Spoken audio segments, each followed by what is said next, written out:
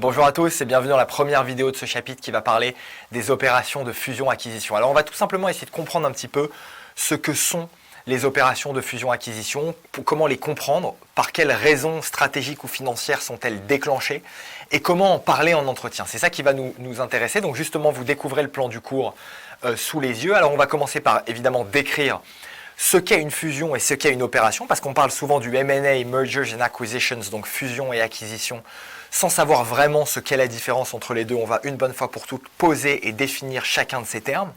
On va ensuite justifier les opérations de M&A, c'est-à-dire pourquoi réaliser pour les entreprises des opérations de M&A. C'est là où on va invoquer les raisons financières et les raisons opérationnelles. On va enfin faire un focus sur deux notions qui sont absolument essentielles et qui tombent très souvent en entretien. C'est évidemment les synergies et le caractère accrétif et dilutif d'un deal, c'est-à-dire l'accrétion et la dilution des actionnaires lors d'un deal. On va ensuite définir ce qu'est, et ce qui tombe parfois en entretien, une offre publique d'achat, notamment voir la différence entre une offre publique d'achat amicale et une offre publique d'achat hostile, qu'on appelle parfois sauvage. Et enfin, on va s'intéresser à comment parler d'un deal en entretien. Alors, on va commencer par les notions de fusion et d'acquisition, fusion versus acquisition. Qu'est-ce qui représente quoi? Alors, d'abord sur la gauche de la slide, on va s'intéresser à l'opération de la fusion. Vous le voyez, il y a deux entreprises, une entreprise A et une entreprise B. Quand ces deux entreprises fusionnent pour donner une nouvelle entité, une nouvelle entreprise qui est l'entreprise C, A et B existent. A et B restent existantes et elles donnent naissance à une nouvelle entité qui est l'entreprise C. Ça, c'est la fusion qui donne lieu à qui donne naissance, si vous voulez, à une nouvelle entité. La grande différence, c'est que l'acquisition, comme son nom l'indique, l'une des deux entreprises absorbe l'autre. Alors, il y a des cas de fusion-absorption pour rentrer dans des niveaux de complexité un peu supplémentaires, mais dans l'acquisition, une entreprise, si vous voulez, prend le contrôle d'une autre et donc à ce moment-là, A fait l'acquisition de B et B disparaît totalement, ou en tout cas s'intègre totalement à l'entité A. Ça ne veut pas dire que les entreprises disparaissent au sens, si vous voulez, ça ne veut pas dire que l'image de marque disparaît, en tout cas juridiquement, l'entreprise devient totalement contrôlée par A. Donc dans un cas, il y a une nouvelle entité qui se crée forte des deux entités qui sont apportées à cette nouvelle entité, l'entreprise A et l'entreprise B, ça c'est la fusion, elles fusionnent entre elles.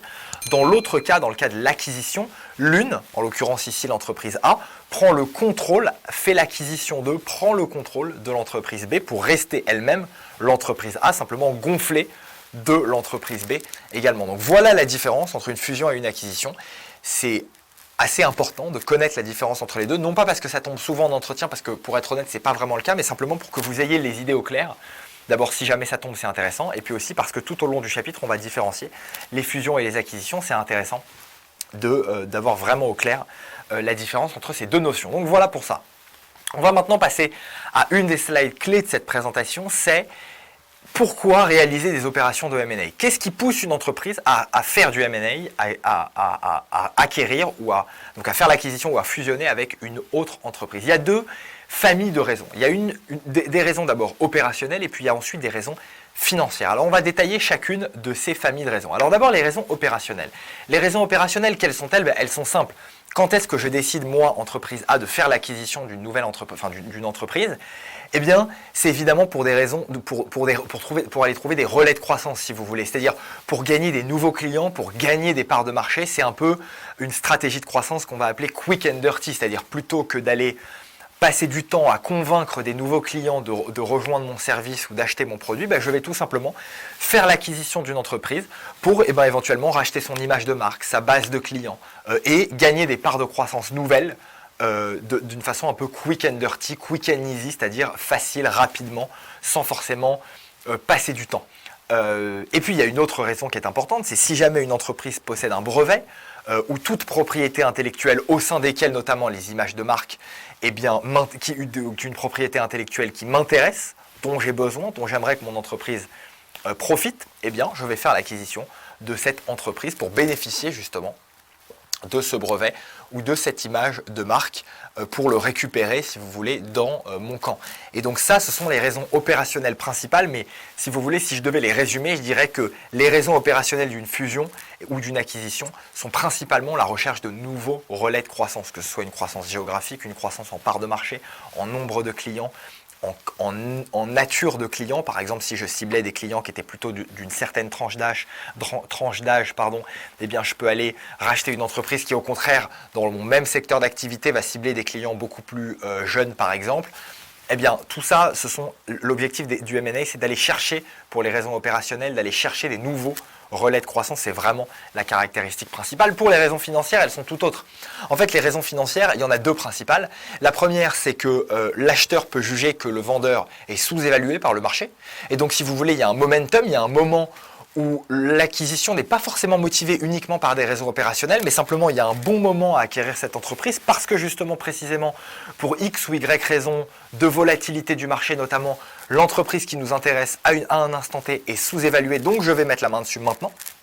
Il y a évidemment cette possibilité-là. Il y a une deuxième grande raison sur laquelle on va passer beaucoup de temps dans cette présentation parce qu'elle tombe énormément en entretien. La deuxième raison, c'est la capacité à effectuer des synergies, notamment pour rendre le deal accrétif. Alors le mot synergie et le mot accrétif, accrétion, dilution, ce sont deux mots sur lesquels on va s'attarder longuement dans cette présentation. L'objectif d'un deal, c'est évidemment d'aller créer des synergies, quelles qu'elles soient, pour rendre pour nos actionnaires le deal accrétif. Et c'est ça aussi l'objectif d'une entreprise, c'est d'essayer de maximiser la valeur des actions et le retour pour les actionnaires, évidemment pour que les actionnaires soient contents. C'est aussi l'une des raisons principales du M&A. Évidemment, toutes ces raisons s'entremêlent puisque le financement d'une nouvelle croissance ou de nouveaux relais de croissance va évidemment permettre un deal accrétif et des synergies. Et les synergies, inversement, vont auto-générer la croissance et l'accrétion du deal. Donc, voilà, toutes ces raisons interfèrent, mais si on vous pose la question, sachez bien les différencier entre les raisons opérationnelles qui sont vraiment la croissance du chiffre d'affaires, l'amélioration de la marge, le gain de nouveaux clients ou de nouvelles parts de marché ou de nouvelles géographies, et les raisons financières, le caractère accrétif du deal, évidemment, ou aussi la sous-évaluation potentielle de la cible. Donc voilà, pour ça, on va s'atteler maintenant à faire un focus sur les synergies. Les synergies, qu'est-ce que c'est? Alors, les synergies, c'est très important. Il s'agit, si vous voulez, ça se résume de façon très sympathique et un peu réducteur en cette fameuse phrase 1 plus 1 égale 3. 1 plus 1 égale 3, qu'est-ce que ça veut dire? C'est-à-dire que le principe de synergie, c'est que la somme, si vous voulez, lors d'une acquisition, lorsque A acquiert l'entreprise B, eh bien, à l'issue de cette acquisition ou à l'issue de cette opération de M&A, la valeur de l'entité combinée est supérieure à la somme des valeurs apportées par chacune des deux parties, parce que, si vous voulez, il y a la création d'un petit plus, d'une synergie qui va faire que, eh bien, au sein de cette fusion ou cette acquisition, il va y avoir un surplus de valeur qui va être généré par des potentialités nouvelles ouvertes par cette opération de M&A. Ça va être potentiellement des potentialités de revenus, ça peut aussi être des potentialités de réduction de coûts. Ça donne justement lieu aux deux types de synergies qui sont d'une part, que vous voyez en bas de slide, qui sont d'une part les synergies de revenus et d'autre part les synergies de coûts. Donc voilà, pour résumer cette notion, les synergies, c'est un surplus de valeur qui est généré, qui nous permet de dire que lors d'une acquisition ou lors d'une fusion, 1 plus 1 n'est pas égal à 2, c'est égal à un tout petit peu plus que 2. Alors là, j'ai caricaturé en disant 3, mais voilà, c'est l'idée que la valeur de l'entité combinée est supérieure à la somme de chacune des deux valeurs. Alors les deux types de synergies, quelles sont-elles? D'abord, on vient de le dire, les synergies de revenus, et puis enfin les synergies de coûts. Alors les synergies de revenus, c'est très simple, c'est que tout simplement, eh bien, si l'entreprise A a un chiffre d'affaires de 100 et l'entreprise B a un chiffre d'affaires de 100, eh bien, le chiffre d'affaires de l'entreprise combinée ne sera pas forcément 200, mais sera peut-être 210. Pourquoi? Eh bien, parce qu'il va pouvoir y avoir des ventes croisées. Des ventes croisées de produits à des nouveaux clients. L'entreprise A va pouvoir vendre à des clients de B et l'entreprise B va pouvoir vendre à des clients de A, en plus des nouveaux clients captés par exemple, pour les deux entreprises. Donc il va pouvoir y avoir des ventes croisées, il va aussi pouvoir y avoir des ventes de nouveaux produits. De nouveaux produits parce que par exemple on maîtrise un éventail, une palette, un champ des possibles plus important, des savoir-faire qu'on agrège qui sont plus importants, qui vont permettre plus d'innovation et donc de proposer plus de produits, donc des nouveaux produits à des nouveaux clients, et tout ça va donner plus que simplement la somme des deux chiffres d'affaires ou la somme des deux savoir-faire stricto sensu de chacune des deux entreprises. Ça, c'est le principe des synergies de revenus et c'est un surplus de valeur qui s'applique aux lignes, à ce qu'on appelle la top line, donc aux revenus combinés des deux entreprises. On a aussi un deuxième type de synergie que sont les synergies de coûts. Les synergies de coûts, c'est tout simplement la capacité à réduire les coûts. Là, c'est très simple. Vous avez un poste RH dans l'entreprise A, un poste RH dans l'entreprise B. Bon, bah, vous, du coup, quand vous combinez les deux entreprises, il n'y a plus besoin de deux postes RH. Il y a un seul poste RH centralisé. Ça veut dire qu'on va passer par des suppressions de postes, par potentiellement des suppressions de locaux, de location de locaux pour les RH parce que on va centraliser tout le monde dans les mêmes locaux, par exemple. Et donc, tout ça va supposer des économies générées par la fusion ou l'acquisition qui vont permettre du coup de diminuer les coûts et d'augmenter les marges comme les bits ou comme les bidas puisque certains des coûts opérationnels, notamment des coûts de personnel, vont diminuer. Ou par exemple la diminution du capex, il y aura peut-être moins besoin d'investir. Donc voilà les deux types de synergies principales que sont les synergies de revenus et les synergies de coûts. Et ces synergies-là sont une raison essentielle qui permet d'expliquer, en plus des raisons opérationnelles, qui permettent d'expliquer la volonté d'une entreprise d'acquérir une autre entreprise ou de fusionner avec une autre entreprise. Alors, parlons maintenant un petit peu d'accrétion-dilution, ça c'est très important. La notion d'accrétion-dilution, qu'est-ce que c'est? D'abord un petit rappel sur l'EPS qui est au cœur de la notion d'accrétion-dilution. L'EPS ou Earnings Per Share, rappelez-vous les cours de contact qu'on a vus au début de la formation, qu'est-ce que c'est? C'est le résultat net de l'entreprise sur le nombre d'actions en circulation. C'est donc la part du résultat net qui est attribuable, qui est captable par chaque action mise en circulation. C'est-à-dire que le chiffre d'affaires, le résultat net est peut-être de 100. Il y a 100 actions, c'est-à-dire que chaque action va pouvoir capter 1 euro de résultat net. C'est ça l'idée de l'EPS, de l'earnings per share, de ce qu'on appelle le bénéfice par action. C'est le bénéfice total divisé par le nombre d'actions. Bénéfice total étant le matérialisé par le résultat net. Eh bien, un deal va être accrétif pour qui? Forcément pour les actionnaires, parce que si on parle d'EPS, on s'intéresse à la possession d'actions. Et qui possède des actions? Ce sont évidemment les actionnaires. Donc un deal, il est accrétif pour les actionnaires. Et un deal sera accrétif pour les actionnaires si, regardez la colonne de droite de mon tableau, si l'EPS, l'earnings per share de l'entreprise A, post-deal, est supérieur à l'EPS de l'entreprise A, pré-deal. C'est-à-dire que si moi, actionnaire de l'entreprise A, j'ai un EPS, par exemple, de, 10%, avant que A acquiert l'entreprise B. Et post-acquisition de l'entreprise B, mon EPS devient 12%, eh bien ça veut dire que j'aurais connu une accrétion. Le deal aura été accrétif pour moi, actionnaire de l'entreprise A.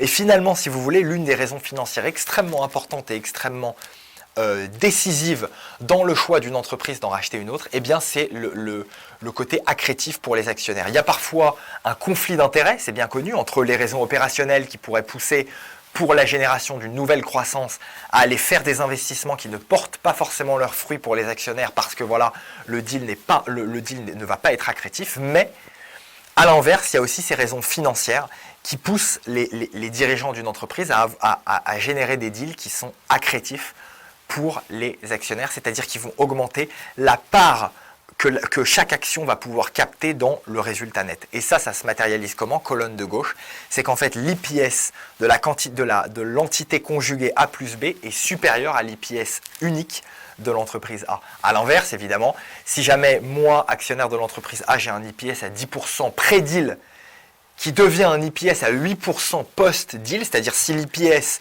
post-deal est inférieur à ce qu'il était pré-deal, on dit que le deal est dilutif pour les actionnaires.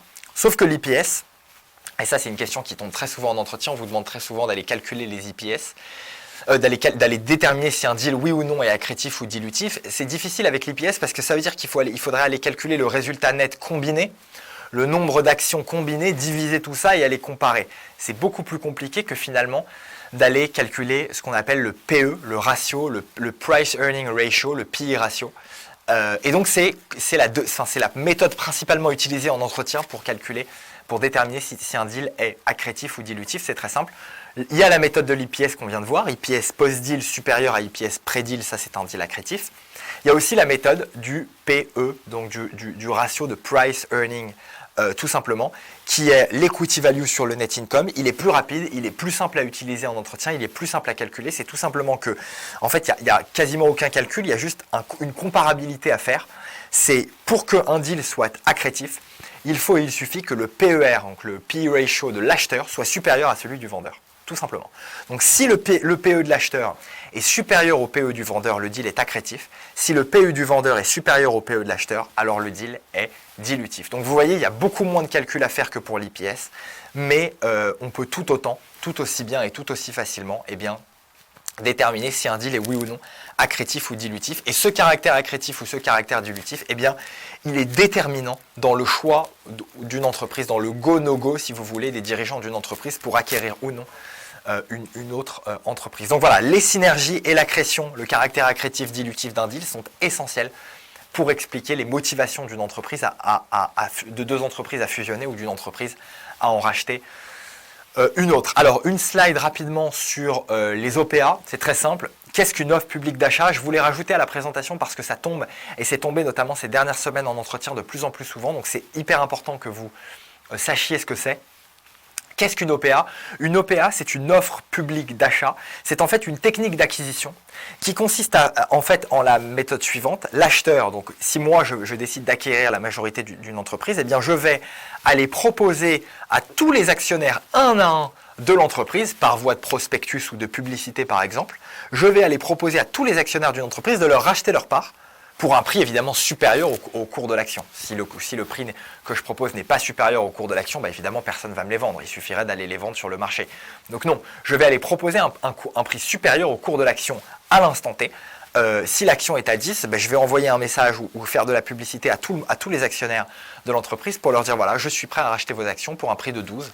Oui ou non, vous me les vendez.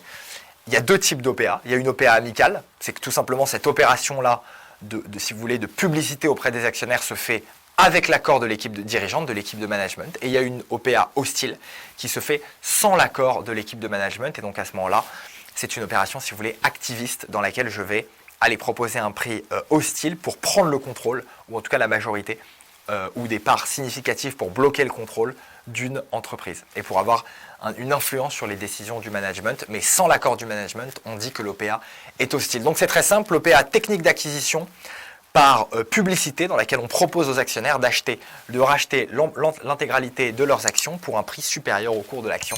Si le management est d'accord, l'OPA est amicale. Si le management n'est pas d'accord, l'OPA est dite hostile, tout simplement. Alors, on va terminer tout simplement par essayer de comprendre un peu comment on parle, et on y reviendra dans le cours sur le fit en entretien, mais on va essayer de comprendre un peu comment parler d'un deal en entretien, parce que c'est bien beau de voir les raisons et le rationnel derrière les deals M&A, mais l'idée c'est d'essayer de savoir présenter un deal en entretien. Comment on présente un deal en entretien? Il y a 4 étapes clés qu'il faut que vous maîtrisiez pour pouvoir présenter un deal en entretien, et on essaye de vous aider, nous, sur l'ensemble de ces étapes. Comment décrire une transaction M&A en entretien? C'est très simple. D'abord, on décrit quel type de transaction. Est-ce que c'est une merger? Est-ce que c'est une acquisition? Est-ce que c'est une joint venture? Est-ce que c'est un investissement minoritaire? Est-ce que c'est une opération de LBO via un fonds de private equity? Bref, on décrit la transaction. On décrit la nature de la transaction. On décrit les entreprises impliquées dans la transaction, évidemment, et les banques. Telle banque était en buy side, telle banque conseillait telle entreprise en sell side, donc on est précis. On décrit la nature de la transaction, on décrit le nom des entreprises qui sont impliquées dans la transaction, quel est leur rôle et quelles sont les banques qui les conseillent évidemment. On parle de la valeur transactionnelle, quelle est la valeur du deal, à combien l'entreprise s'est vendue, à combien le fonds a racheté telle ou telle entreprise. Et puis enfin, on termine par donner les raisons stratégiques et financières qui ont motivé ce deal. C'est-à-dire l'entreprise A a racheté l'entreprise B, a racheté 100% des parts de l'entreprise B, celle-ci a été conseillée par la banque A et l'entreprise B a été conseillée par la banque B. La valeur de la transaction, c'était d'1 milliard d'euros par exemple, et le rationnel, c'était des synergies de coûts massives et puis une accrétion de plus 30% pour les actionnaires, par exemple, ou l'ouverture à un nouveau marché, par exemple au marché africain, ou l'ouverture à l'intégralité du marché européen, j'en sais rien. Mais voilà comment on décrit en entretien un deal. Donc voilà comment on arrive à répondre à travers tout ça, le pourquoi, qu'est-ce qu'une fusion, qu'est-ce qu'une acquisition, comment on arrive à décrire une transaction M&A et quels sont les rationnels, que ce soit les raisons stratégiques ou financières qui poussent une entreprise ou deux entreprises à fusionner ou à se racheter les unes avec les autres. Les raisons principales étant les synergies et le caractère accrétif qu'on doit savoir définir et comprendre et expliquer en entretien. Donc voilà, j'espère que cette vidéo vous a été utile et puis nous on se dit à tout de suite pour la suite du chapitre sur notamment le rôle des banques à l'intérieur des process M&A. On se retrouve tout de suite pour la suite du chapitre. À tout de suite, bye bye.